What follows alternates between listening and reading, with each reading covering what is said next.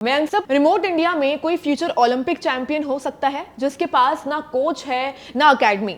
स्पंदन उस टैलेंट को कैसे आइडेंटिफाई और कैसे सपोर्ट करेगा? नया वाला जो खेलो इंडिया अभी भारत सरकार ने स्वीकृत किया है, इसको तो हम खेल जगत की क्रांति से कम कुछ नहीं समझ सकते, बिकॉज 8 गुना ज्यादा बजट सपोर्ट है, 8 टाइम्स।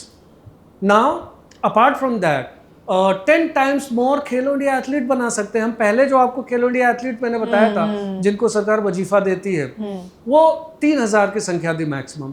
अब हम 30,000 खेलो इंडिया एथलीट बना सकते हैं, यानी उनको पूरा सपोर्ट रहेगा। उनको एक रत्ती एक पैसा भी नहीं खर्च करना होगा, भारत सरकार उनका सारा वो खर्च उठाएगी।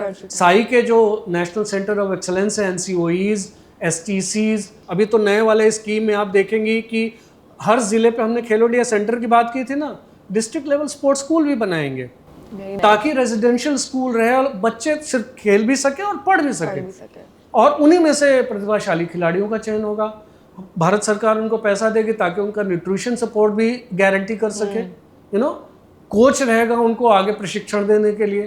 तो अब ये पूरा जो खेलों का इकोसिस्टम है ये और व्यापक हो गया। मैं इसको 720 डिग्री का सपोर्ट बोलता हूँ। उसकी वजह क्या है? अब पहले तो हमने कोच पे ध्यान नहीं दिया था, आपको याद है, कोच के लिए कोई अलग स्कीम नहीं थी। हालांकि हमने PCA डाला था, लेकिन नए वाले स्कीम में कोचों के लिए, कोचेस के लिए एक प्रावधान है। कोच को हम न सिर्फ ट्रेन करेंगे, नए कोचेस बनाएंगे, कोचेस को हायर करने की स्कीम रखेंगे, स्टेट को सपोर्ट देंगे कि NSF को सपोर्ट, नेशनल स्पोर्ट्स फेडरेशन को सपोर्ट देंगे कि वो कोच हायर कर सके। तो वो कोच का एक पूरा सिस्टम खड़ा होगा, सिर्फ कोच तक की बात नहीं है। स्पोर्ट्स साइंस स्टाफ, पूरा स्पोर्ट्स साइंस स्टाफ जिसमें बायो मैकेनिक्स, पूरी मॉडर्न स्पोर्ट्स साइंस आती है। और माइंड यू, आजकल का खेल ऐसा है कि बिना स्पोर्ट्स साइंस के आप एक्सेल नहीं कर पाएंगे। तो पूरा स्पोर्ट्स साइंस का सिस्टम हम खड़ा करेंगे, उनको ट्रेन करेंगे, नए नए स्पोर्ट्स साइंटिस्ट पैदा करेंगे और उनको इन NCOEs और ये जो खेलों के अकेडमीज है उन सभी जगह पे डिप्यूट करने का काम भी करेंगे। इंफ्रास्ट्रक्चर का काम हो ही रहा है। पहले वाले स्कीम से 300 से ज़्यादा इंफ्रास्ट्रक्चर बने थे, अभी वाली स्कीम उससे कई गुना ज़्यादा बड़ी है। तो coming back to specific question जो आपने पूछा था कि स्पंदन कैसे टैलेंट आइडेंटिफाई करेगा, तो जो नई वाली स्कीम है उसमें हमारी TIDC जो है वो तो लिमिटेड हो गई, मान लो कि कम लोग हैं।